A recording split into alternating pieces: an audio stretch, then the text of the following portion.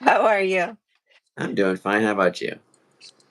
I'm okay. I'm okay. Now that I've figured out how to do this live thing, I feel pretty good. Good. Glad to hear it.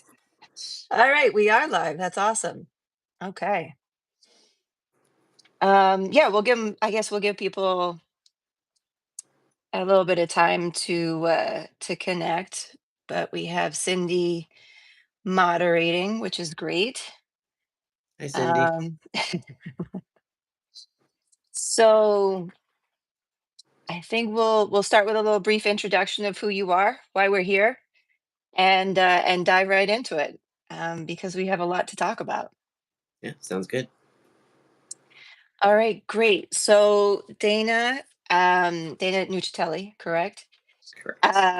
Is a research manager for the nonprofit Citizens Climate Lobby and is also an environmental scientist, writer, and author of Climatology versus Pseudoscience. You're also a contributor to Yale Climate Connections, which we greatly appreciate your work. Thanks. Yeah, Dana received a bachelor's degree in astrophysics from UC Berkeley and a master's degree in physics from UC Davis before becoming an environmental scientist. So you know what you're doing. And you, which I didn't know until I started to get into your bio, you were inspired by seeing An Inconvenient Truth in 2006 to find out more about climate change and the science behind it, right? So Mhm. I remember very well when I was a kid watching that movie, that documentary, and didn't think I would be here now, working in the climate field, but I'm happy to be here. Yeah, And same. then, yeah, and then Dana, so you devoted years to reading books, articles, peer-reviewed studies about climate change. You also published a book about you also published a study about the 97% expert consensus, which I'm sure is gone up now, Yeah, hopefully, yeah. among climate scientists that humans are primarily responsible for observed global warming since 1950. All right, so we're here today to talk about the big, beautiful bill. Um, yeah, there's a lot to get into, but I think one thing I would just like to kind of touch base on is what we've been talking about a lot, is the Inflation Reduction Act and how that will be affected by Mhm. this bill, should it go through. So, can you just give us a little bit of background on what the Inflation Reduction Act is and why it's important to the work that we're all doing? Sure. Yeah, the Inflation Reduction Act was passed by Democrats in 2022, back when they had the majority in Congress, and signed into law by President Biden in August 2022. It's largely a climate bill. It had some other healthcare related spending, but largely a climate bill. Something in the ballpark of close to $1 trillion in climate and clean energy investments and spending, mostly in various tax credits, but also in a variety of grants and loans and things like that. So the biggest and most important climate bill that we've ever passed as a country. And yeah, now it's under a little bit of a very large threat from the Republican majority in Congress. Yes, it is. One thing that we have talked a lot about here at Yale Climate Connections is how individuals, personally benefit from the Inflation Reduction Act. Um, from EV tax credits to incentivizing people to get heat pumps in their home to make their homes more efficient in general. Can you talk a little bit about those incentives and and which geographic areas have benefited from those the most? Yeah, there's a load of different incentives. There's, as you mentioned, EV tax credits. There's clean electricity tax credits. That just in general benefit people by deploying more clean electricity and thus helping to keep our electricity bills down. There's incentives to help people make their homes more energy efficient and electrified. Put solar panels on their roofs and batteries on their homes to also save on electricity bills. So lots of different incentives that benefit people directly. And then there's kind of a little bit of misconception. People will argue that Democrats structured the Inflation Reduction Act to mostly benefit Republican districts to build that support among Republican voters. In reality, it's just that like they wanted to encourage domestic manufacturing and deployment of clean energy, and to do those things, like they have to go into places with available and affordable land, which tends to be more rural areas, which tend to vote more for Republicans. So it just so happens that most of the benefits, about three-quarters of the benefits or so, in terms of the number of projects and investment dollars and jobs, are going into districts that were voted for Republicans. It's just kind of a coincidence, but that is that who is getting the lion's share of the benefits in terms of all these jobs and local revenue from these investments being made in the Inflation Reduction Act. So those are the regions that stand to be harmed the most if those tax credits and other investments are repealed. Yeah, because on a business level, whether it be manufacturing or um, yeah, and renewable energy, any sort of business related to that, most of those places are in Republican districts and Republican areas. It seems like triple the amount of money that has gone into those areas um, yeah, those businesses. Sorry, I do have my kid here with me. No problem. Yeah. It's about 3 to 1 or so in terms of money and jobs going into districts represented by Republicans as opposed to Democrats.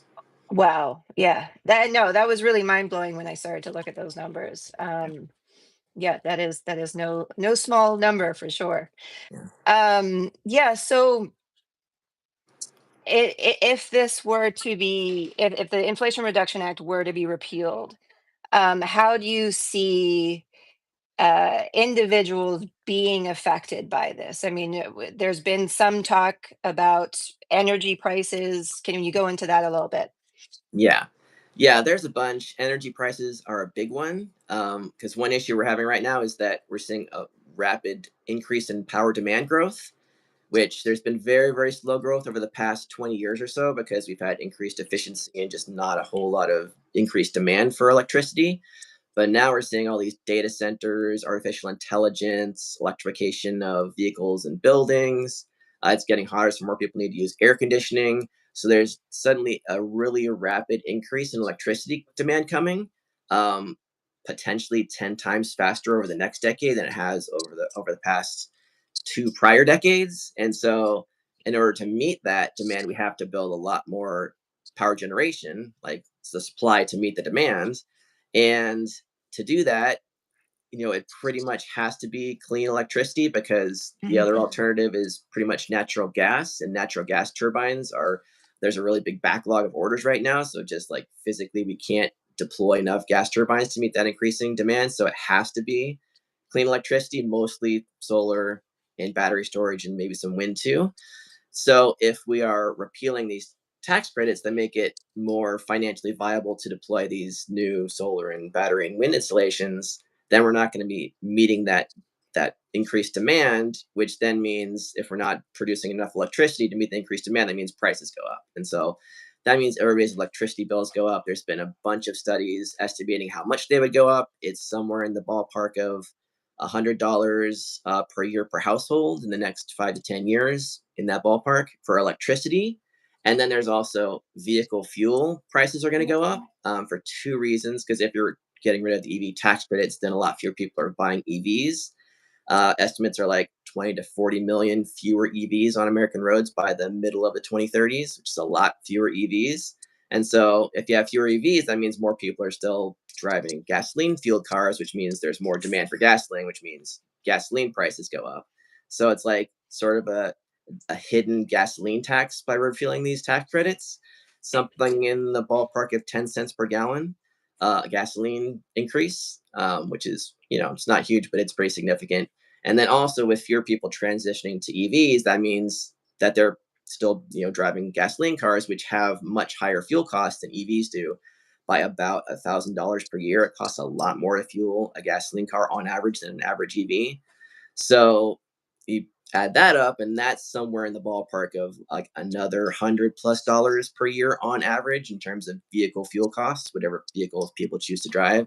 And so add those two together, and overall energy costs of electricity plus EV or plus vehicles is something on the order of $200 per year per household in the 2030s, higher than if we keep these tax credits in place.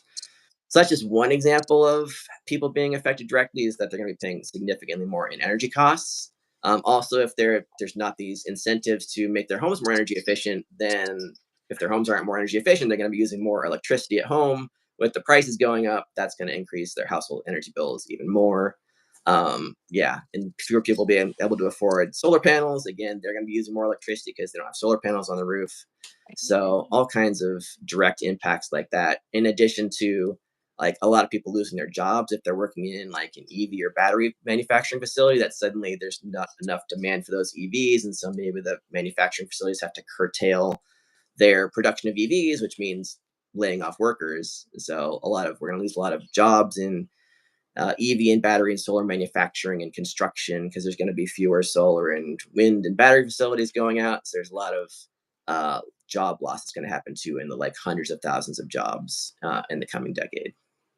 Yeah, I mean, one study that was released recently by Climate Power has said that in the past 2 years, thanks to these clean energy incentives, we've created over 400,000 new jobs. Mhm. And so far, 60,000 of those have already been threatened because of Trump's election, essentially.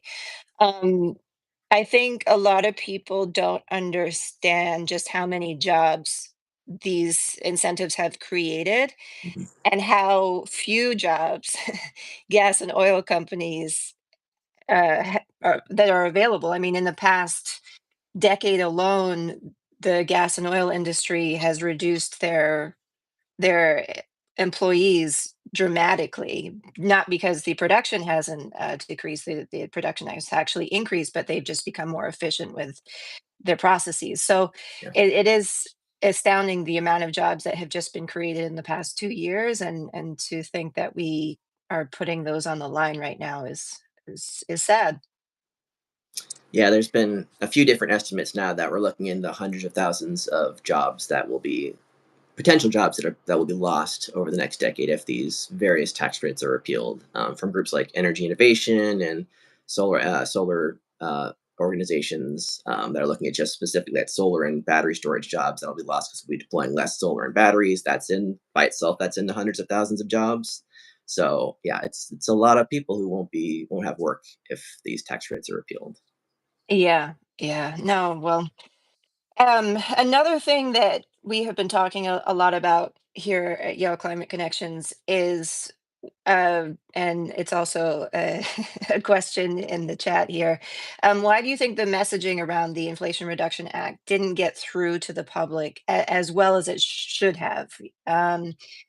We know, thanks to the studies from the Yale program on climate change communication, that most people actually support these policies. And they're not just small numbers. I mean, 77% of voters in the US, and this was published this year, support funding more research into renewable energy resources or sources. 74% support setting stricter limits on methane emissions from gas and oil production. I mean, 69% support the tax credits and rebates once they understand what it is. Why do you think that kind of failed in a way? Yeah, and there was a survey by University of Maryland that found like every single tax credit they asked about in their survey had like broad bipartisan support, like very, very heavy support amongst both Republicans and Democrats, independents. I mean, I think one challenge is just the general, like the sort of split of where people are getting their news information from. Like it's just become very, very shattered, where a lot of people just, they use social media, like traditional media is just not, doesn't have the same audience weight as it used to. And there's just people who choose to get their information from partisan media, or like I said, social media apps. And so it's hard to it's much more fractured, so it's hard to get any kind of message out to a wide audience. So Right. that's one challenge. I mean, you could you could criticize the name of the bill being the Inflation Reduction Act. That what does that have to do with clean energy? Like that, I mean, if you want to get out a message that we're trying to address inflation, which like that is a very politically savvy message. But if you're trying to tell people that we are, getting clean energy climate solutions out there, then the name the Inflation Reduction Act doesn't do that. So there was kind of a political calculus in that messaging, but it doesn't help people understand that this is a clean energy and climate bill for the most part. So it's messaging in the current environment is always a challenge, and we can reach our audiences at Yale Climate Connections, but there's only so many people, unfortunately, who read our material, even though I think everybody should. Yeah, and unfortunately, we're kind of preaching to the choir at times. That's true. Yeah, we just actually, well, Yale program on climate change communication just had a webinar about misinformation and its role in spreading misinformation and disinformation. Well, just how social media is playing such a huge role in spreading this disinformation around the Inflation Reduction Act, obviously clean energy. Here up in the Northeast, we deal with a lot of disinformation about offshore wind Yes. Yep. and how you trace the money back to these not so grassroots organizations that are often funded by gas and oil companies. So I'm sure that played and still continues to this day play a huge role Yeah, that is in certainly, yeah, an yeah. additional influence, absolutely. Yeah. Right, right. Another question that we have, what are climate groups doing to try to protect the clean energy incentives of the IRA? There is a lot of lobbying of members of Congress, specifically Republicans, because this budget process is a partisan process. Democrats aren't involved because Republicans have the majority. And so there's a lot of lobbying of Republican members of Congress to try to convince them to preserve and, ideally put the weight of their vote behind preserving these clean energy provisions in the Inflation Reduction Act in the budget reconciliation package. There were a lot of House Republicans who wrote nice letters saying, like, we want to preserve these things. And then, Mhm. when it came down to the vote, they didn't put the weight of their vote behind that. And they just voted for the package as a whole because there is a lot of political pressure to do that. And so now it is on to the Senate. The Senate Finance Committee is the committee that's writing up the language related to what's going to happen to the Inflation Reduction Act clean energy tax credits. So there's a lot of lobbying of Senate finance members and other members of the Senate to try to get that version of the bill to be a little more protective and preserve more of those tax credits. I mean, they have to walk a very fine line because if they want to pass anything, it has to be relatively similar to what the House passed because the House has such a tiny, tiny, slim majority that it just barely passed by like a vote, basically. And so if they change it too much in the Senate to make it better than the beautiful bill, they risk losing some votes in the House and then the thing wouldn't pass. And so Right. there's a lot of senators have said very similar things to a lot of the House members that we need to, give more of a runway if we're going to phase out these tax credits and not just do it overnight. Essentially, we have to give them a few years and not just pull the rug out from under all of these companies that have made these really important investments in our communities around the country.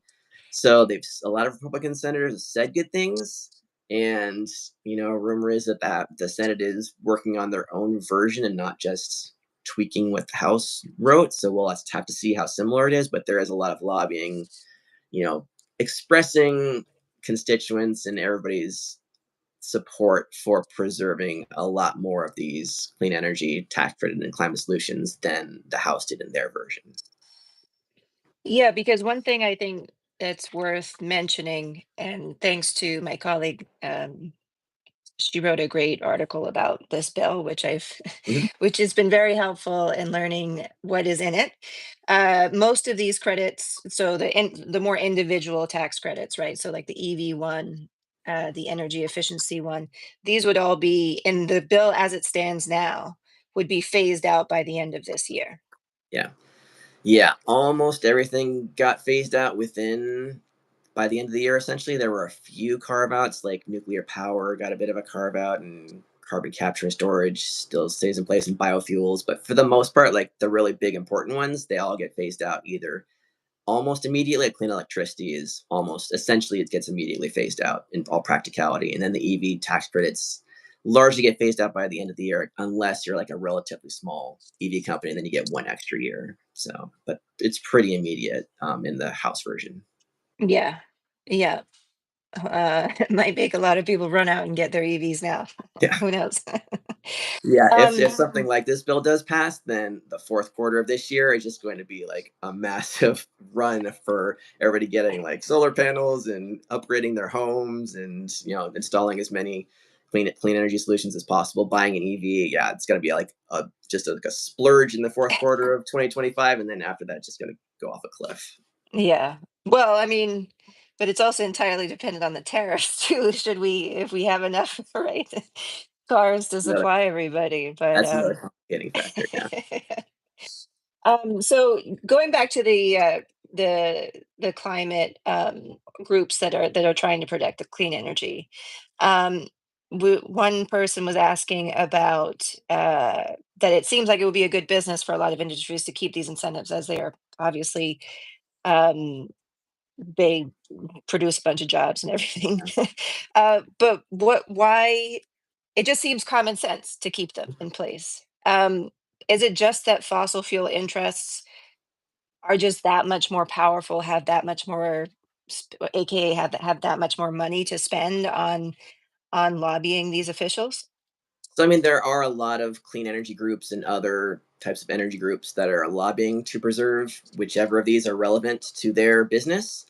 The reason they haven't had a lot of success is really it just comes down to dollars and cents and the priorities of the House Republicans, because like their main priority is to extend the 2017 tax cuts that are on the verge of expiring. Like that is their number one priority.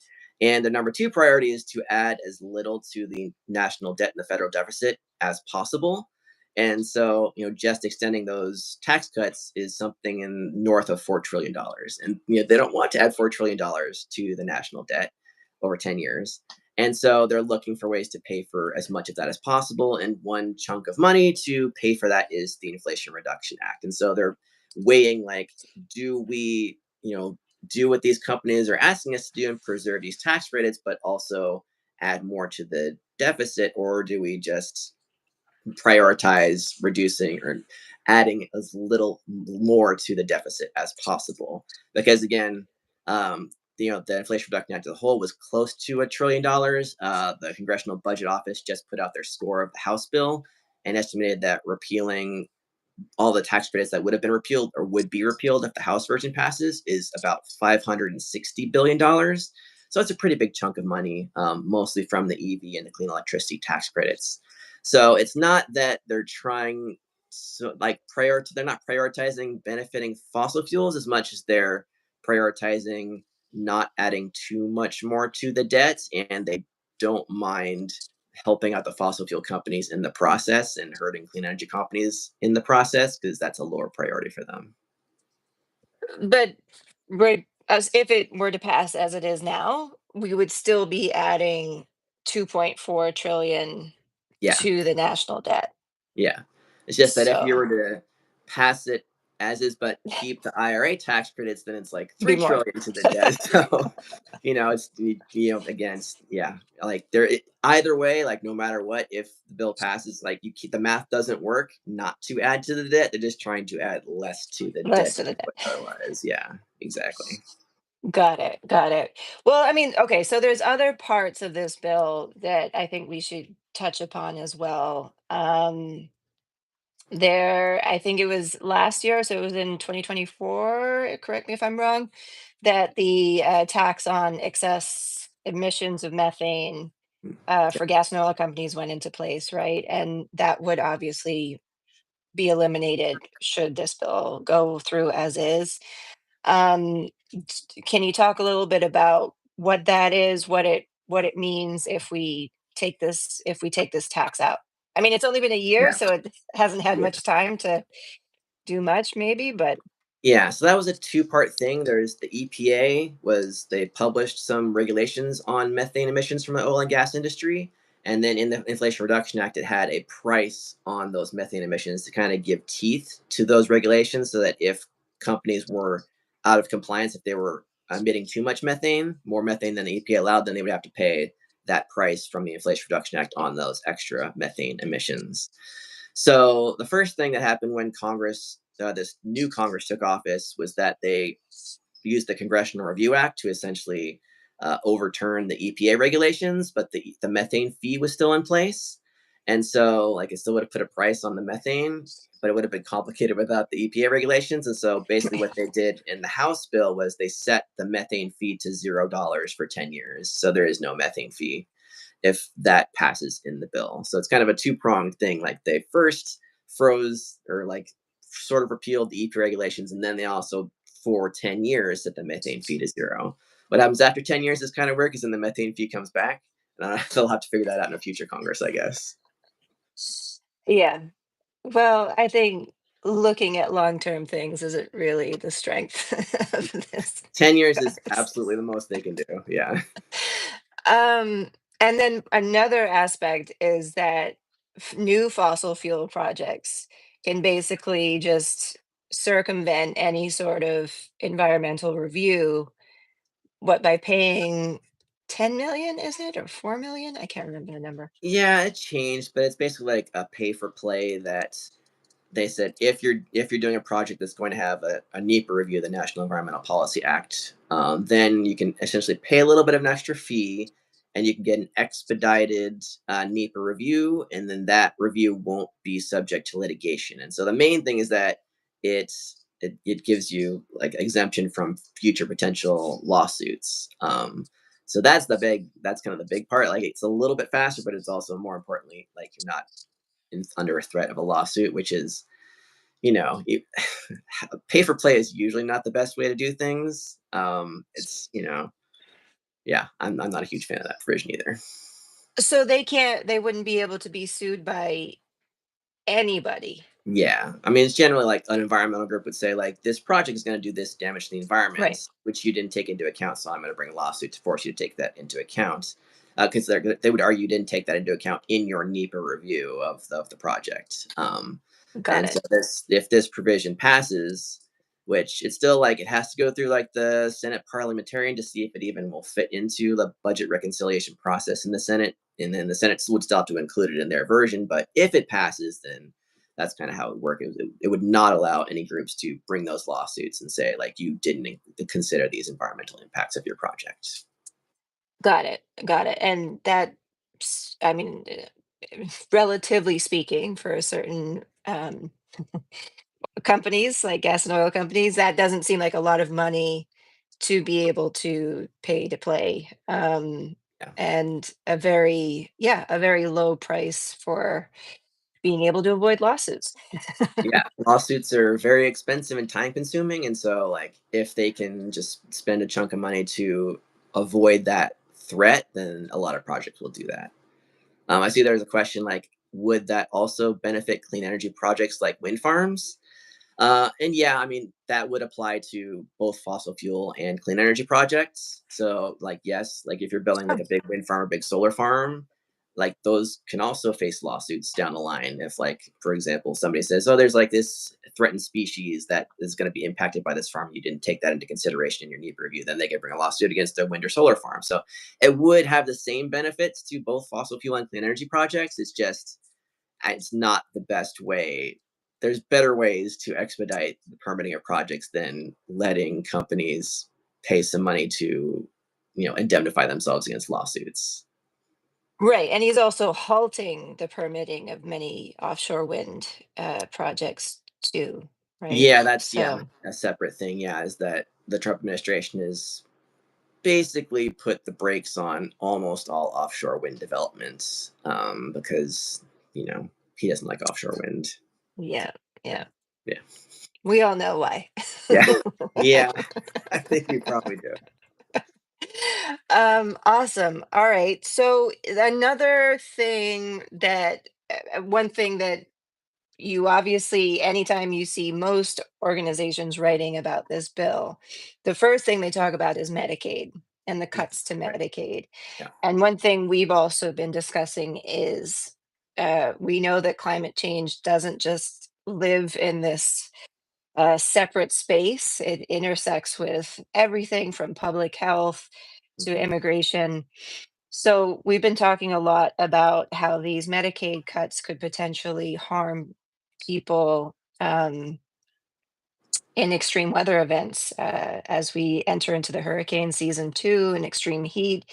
How those cuts are going to, yeah, potentially harm people that are exposed to these exposed to extreme weather. Do you have any thoughts on that? Yeah, and I mean, one other consequence of the bill is that by if we have less clean energy that's deployed, we end up using more fossil fuels to meet that growing energy demand. And if you're using more fossil fuels, then you're creating more local air pollution. And so, like energy innovation in their modeling of the bill estimated that we would get thousands of extra premature deaths over the next decade as a result of people breathing more air pollution, and other adverse health impacts would happen too, asthma attacks and things like that. And so, yeah, you're combining increased pollution and thus worse health outcomes for Americans with then fewer people having access to healthcare. And that's definitely not a good recipe for, healthy, successful people. That's a recipe for giving people a lot of major problems with their health and the associated care that they're receiving for it. Right, right. And another aspect of the bill is it's also attacking adaptation and resilience incentives. So adapting money that's going towards organizations that are yeah making sure that their communities are ready for these changes that are happening and have already happened, and keeping their community members safe. Um, what are you thinking when it comes to those things? Yeah, and this is in the bucket of like the grants and loans in the Mhm. Inflation Reduction Act that went to so many different things, like going to farmers so that they can install clean energy on their farms and get some revenue from that, or to the Department of Energy Loans Program Office to loan like developing emerging technologies, and like the EPA had green banks that was helping to fund Mhm. public private partnerships for great projects and like community solar and things like that. And yes, there's also like coastal resilience and adaptation funding for loans for those kinds of projects, and basically anything for the most part that wasn't already contractually obligated. The House basically pulled that funding back because it's not obligated yet, and so they're trying to get as much money as they can again to reduce the amount that they're increasing the deficit. And so, I mean, this all boils down to what your priorities are and what you think is a good investment, and like all of these different investments are like doing really important things, getting Mhm. more deployment of clean energy and more resilience for people being impacted by extreme weather, and reducing pollution and more jobs in manufacturing, and like the return on investment altogether on these things is very, very high. Like there was one report that estimated it was like a 3 to 1 or 4 to 1 benefits to costs ratio overall of the Inflation Reduction Act. And so if you're pulling back, you're saying we're saving this, $560 billion. Well, that's true, but you're also costing all these benefits that are much, much higher in the long run in all these different sectors of the economy, including resilience, but also just like energy availability and energy security and household energy bills and all these different things. Like we get a lot of benefits from these investments, and so it's very short-sighted to say we're going to pull these so we can reduce the deficit less so we can give tax cuts to a bunch of people, and you're kind of sacrificing the future in order to make your budgetary math look a little bit less bad in the short term. Do we know how much money that they would be able to scrape back that hadn't been already promised to different organizations? It's a relatively small amount. I think it's in maybe the tens of billions of dollars, if that much, because most of those grants and loans had already been obligated. Yeah, I think it's probably in the tens of billions of dollars that haven't been. So it's of the, like close to $1 trillion overall in the Inflation Reduction Act. It's a really small chunk of money. Also, when you're considering you're talking about the trillions of dollars being added to the debt, like $10 billion is it's like a rounding error. So it's very small. Like a lot of these things that are being pulled back, like the funding, the tax credits for home efficiency, like I think it was like they saved maybe $20 billion, which is again, it's like a rounding error. So it's just they're just trying to get as much as they can because they don't consider these things a priority. But yeah, some of these investments are like really small amounts of money that yield really good benefits, but that's not how some folks are looking at it. Yeah. Yeah, no, I am from the Caribbean, and I have been talking to a lot of people in Puerto Rico, and there's a lot of worry there because of how much of the funding has been cut to different organizations, especially in the resiliency area, because obviously Puerto Rico is in the line of fire many times when it comes to hurricanes, and there's a lot of worry there, because most of that funding is so vital to make Yeah. the different communities there be able to survive and hopefully thrive too. So it's just really sad to see that happening. Yeah, and I saw in Puerto Rico they're trying to deploy as much rooftop solar as possible because then it's like Mhm. more distributed and less threatened by hurricanes, like hitting a single large power plant. And also you don't have to worry as much about transmission lines if your solar's on your rooftop. But there was some like administration requirement that sort of shifted that funding away from rooftop solar towards basically fossil fuels, which is Mhm. again, it's that's benefiting fossil fuels like intentionally at the cost of making Puerto Rico more resilient against extreme weather events, which is terrible. Yeah. No, I mean, I don't know if you've ever been, but it kind of makes zero sense to have these lot transmission lines that go across very mountainous, Mm, very yeah, very forested areas. It makes way more sense to kind of make these either individual houses or actual communities, might, have them have microgrids, because that's the only way that they're going to be able to come back online quick enough, yeah. to and save lives. Mhm. So yeah, it's very sad to see that that's the way that it's going down there. Yeah, for sure. So I guess what's left here, I don't know if there anything that I haven't touched up or asked or touched upon that you would like to bring out, because it's a big bill. Yeah. It's in the name. Yeah. If there's anything else that you want to talk about. Yeah, I mean, we haven't touched on like the actual emissions reductions that we would lose by repealing, which is, that's the Yeah. important thing for the climate. So there's been a few estimates of that from like Princeton, RFF, I think, Rhodium, and Energy Innovation.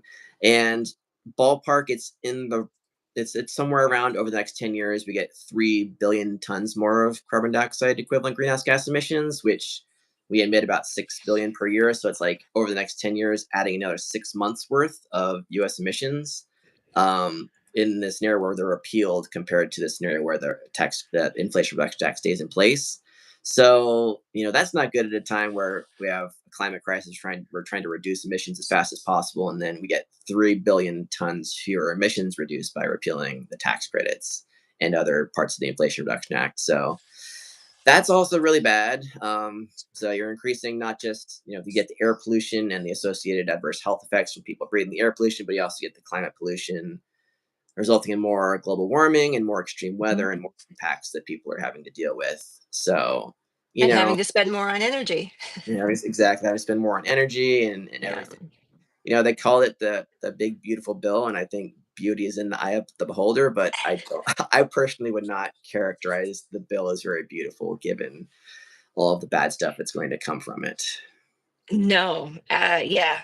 I no. I was reading about the amount of carbon dioxide that we would put into the air, and it's just absolutely astounding how much would end up there. Yeah, Um, and s- again, it's already a challenge from the growing power demand that right. we're trying to meet this increasing demand, and like that's making it hard enough already to reduce emissions because that makes it harder to retire fossil fuel power plants. And then if you then make it even harder by making clean energy more expensive, then it just makes emissions go up that much more, and it's not a good time to be reducing the amount of clean energy that we can deploy when not only is there a climate crisis, but there's also this really rapid increase in power demand that we're seeing. Which is it, yeah, I mean, it's just so counterintuitive. So this administration is super on board with building out AI, right? Yeah, And the infrastructure yeah, for that, but you can't yeah. you just absolutely cannot without bringing renewable and incentivizing renewable energy and And yeah, modernizing the and there's a infrastructure.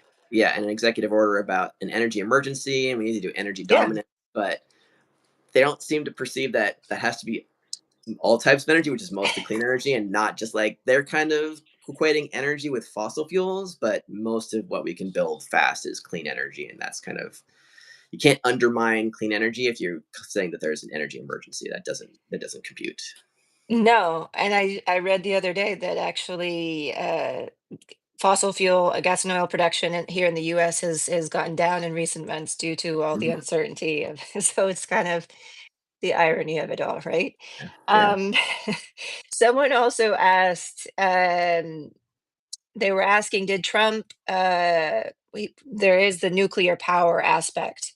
yeah, Does he want to build more nuclear power plants? And if so, will there be companies and communities willing to build them? yeah. Yeah, I mean, it's hard to know exactly how President Trump feels about nuclear power. Sometimes he says some positive things, and sometimes it seems like he doesn't particularly care. But there are certainly a lot of Republicans who support nuclear power. Like they view that as like a really good way to go in terms of producing more power to meet that clean energy demand that's increasing. And there was a little bit of a carve out in the House version of the big bill for nuclear power. It's like it's not really enough. Basically, the tax credit phases out in a few years instead of like immediately, which is not really enough time to get much, if any, nuclear power production online. But they tried to give it a little bit of a carve out, so they did show like they do consider it somewhat of a priority. And there are a lot of companies that are trying to develop these like next generation small modular reactors. It's just a very slow process because you have to get a lot of approvals from like the Nuclear Regulatory Commission, which a lot of folks are also talking about reforming them because they have a very slow process in licensing and permitting new technologies. And it takes a lot of time and a lot of money to build a nuclear power plant, and like maybe it'll become a larger source of our new powers at some point, like maybe in the 2030s. It's not going to happen this decade. Like maybe in the 2030s it'll potentially be a larger thing, and there are certainly companies that if they can do it in a cost effective way, they will do it. There's some companies that are developing these technologies, but we're gonna have to see if it pencils out financially. And if you pull off to get rid of these tax credits for nuclear power, then it makes it much more difficult. And also take money away from the Department of Energy Loans Programs Office, which is responsible for loans of almost every single nuclear reactor that we have built in recent decades. Then just like you can say we want more nuclear power, but then if you pull away the incentives that make it like financially viable, then you're kind of undermining your own case. And so you have to like if it's fine to say more nuclear power, but you also have to pass the policies to allow more nuclear power to actually get built. Right. And actions speak louder than words in this case. Yeah, yeah, for sure. Yeah. So what's next for the bill? And what can people do to voice their opinion about it? Yeah. So yeah, right now the Senate's version, writing their version. Like I mentioned, the Senate Finance Committee is writing the section of their budget reconciliation that is relevant to the Inflation Reduction Act tax credits. So the Senate Finance Committee will say, "Here's what we want to do in terms of repealing, phasing out, keeping different Inflation Reduction Act tax credits." So what folks can do is like if you like you can look up who's on the Senate Finance Committee, and if you're in a state where one of your senators is on the Senate Finance Committee, then you can contact your senator and tell them how important it is to preserve as many of these Inflation Reduction Act clean energy tax credits and investments as possible. Or even if your senator is not on the Senate Finance Committee, you can still contact your senator, especially if it's a Republican. Like again, Democrats have no influence here, but if you have a Republican senator, You can ask your senator, hey, talk to the Senate Finance Committee members and tell them how important it is to you for your vote on the package to keep more of these Inflation Reduction Act clean energy investments. So what's going to happen is the Senate will come up with their version. Each different committee on the Senate will write their different piece of the budget reconciliation. And so, like in a week or two or three, who knows exactly how long, the Senate Finance will come out with their Inflation Reduction Act language. And then they have to like make sure they can get a majority of votes on the Senate for it for the entire bill. Because there's lots of arguing, as we talked about like Medicaid and the deficit and state and local taxes and all this other fun stuff. It's not just about Inflation Reduction Act. In fact, Inflation Reduction Act is considered a relatively low priority by most members of Congress, unfortunately. So they'll have to try to get a majority of votes for the entirety of the package, whatever that looks like. And if they can do that, then they send it to the House, and the House decides if they can pass that with their majority, or if not, then they have to reconcile the two versions, and the House and the Senate will then negotiate and come up with a version that they will try to get a majority of votes in the House and the Senate for. It's going to be a very difficult thing given all the different priorities among folks who want to preserve more money to keep people on Medicaid and things like that, and other folks who want to add as little or nothing to the deficit. And so there's a lot of different priorities, and it's going to be a really tough thing to negotiate, but that's kind of what's happening next. And how long of a process could this be? I mean, they're aiming for the 4th of July, I think, for at least the Senate to get their version passed. There is also they have to extend the debt limit again somewhere around that time frame is when the budget runs out, and so they have to extend the debt limit so that we don't you have a huge problem with our debt again. And so they're trying to do that in the budget reconciliation package, although they could Okay. potentially pull that out and do that separately. So around July 4th is one sort of target date, because they also have a July 4th recess where they all go back to their home states and districts. Mentions. Yeah. And then after that, like I would be surprised if they can get anything done by July. And so then it'll probably continue through July. And then ultimately they have an August recess at the end of August when they leave. And then, September is the end of the fiscal year. So it's pretty much the August recess, like the end of August is when they're trying to get the whole thing done Okay. through both the House and the Senate. So we're looking at a couple, 2, 3 months probably for this whole process, if they can actually get a version of this bill that can get a majority of votes among Republicans and it doesn't just all collapse like a supernova or something. It You always never happens. know. You never know. Actually, that would Yes. be the best. That would be the best outcome for the Inflation Reduction Act. Because if it all collapses, then the Inflation Reduction Act just stays as the law of the land. So, fingers crossed S- it for the supernova.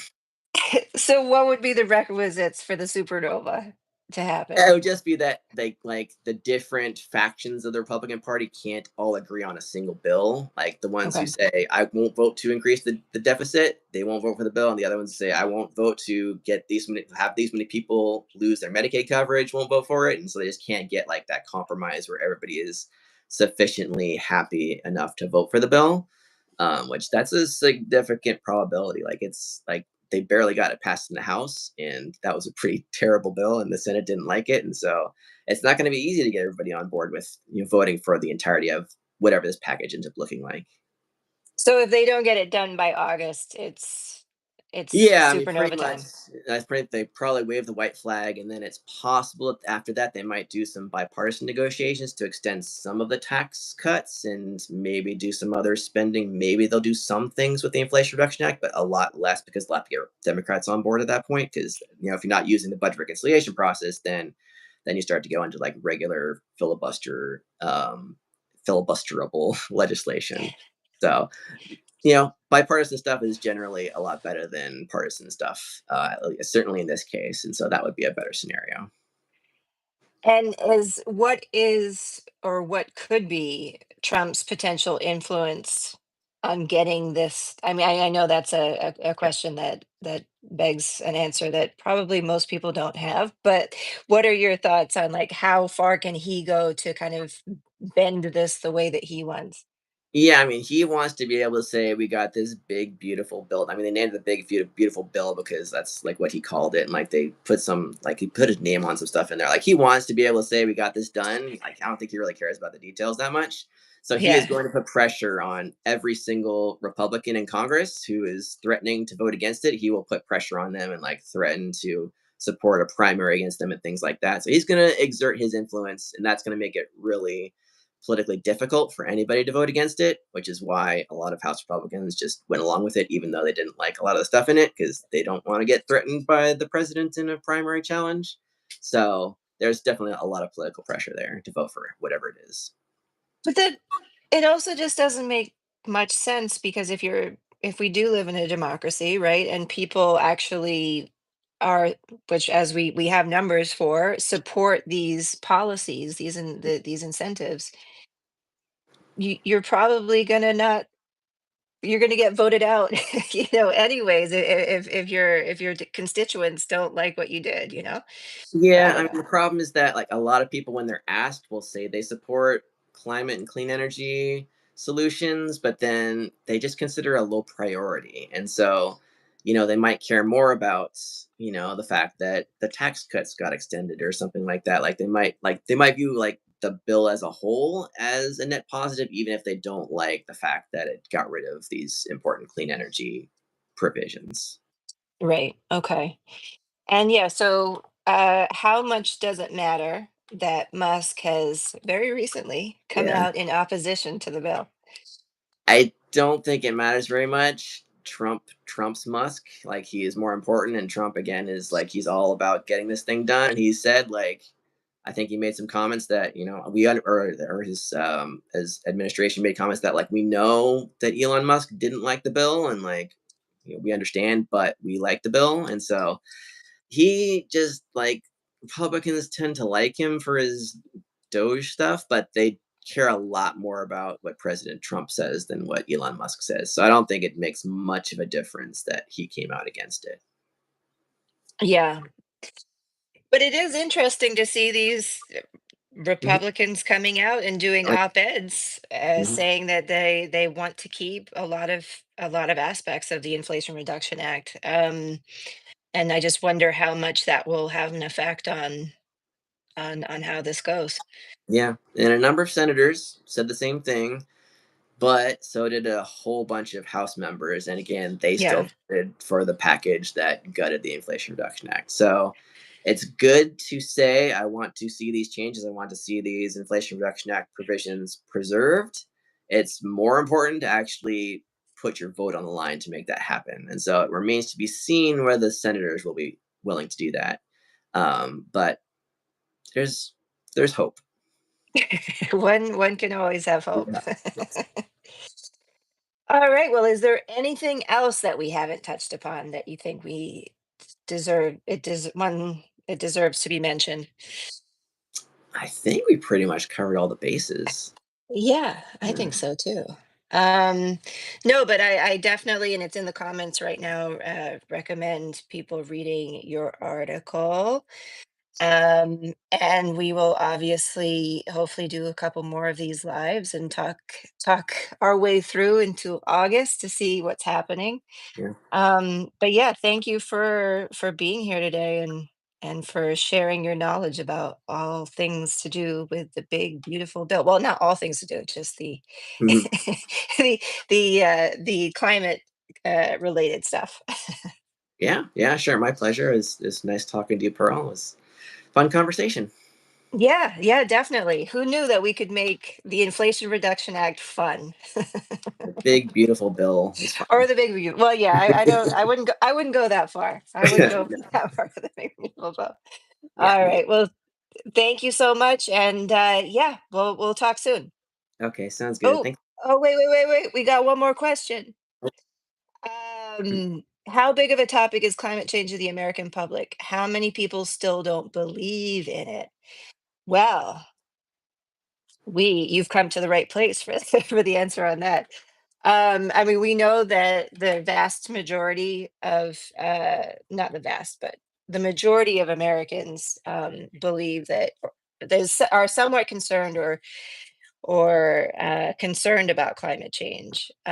We also know that the majority of registered voters um, want their federal agencies to do more than they are currently doing to protect people against climate change. Obviously, the numbers vary by different states and different counties, even. The Yale program on climate change communication actually just put a link in there where you can find the information for specific areas. So, yeah, I think that's a big thing that a lot of people don't realize that they are actually in the majority um, when they have concerns about climate change, and then that it's still such a taboo topic for people to talk about because they think that they are in fact in the minority. Yeah. Um, yeah, Dana, what do you have to add to that? Yeah, no, that's exactly right. The majority of people support action. They want to do something about it. Again, they unfortunately tend to view it as a low priority compared to things like the economy and some other issues. But that will over time change as we're hit by more and more extreme weather. And I think politicians would be smart to get on the right side of the solutions as public opinion is on the side of doing something about the problem. So, that's what we're working on, and working on informing people as much as we can and educating them, and, increasing people's awareness of the problem. And I think that, I mean, if there were ever a silver lining to everything that's happening, uh, science is people are talking more about science these days, I feel like, than they were before. I don't know if this is in my own just bubble of reality, which Mhm. unfortunately we all know that the internet kind of puts you into these little areas where you're amongst like-minded people, but it does seem that there is much more talk of late about the importance of science, the importance of having the ability Yeah, to protect hurricanes, the importance yeah, of having FEMA to be able to take care of people after extreme weather. So hopefully, yeah, hopefully that does mean that more and more people yeah, they'll care as we go forward, but, we are in the majority, so that's always comforting. that's true.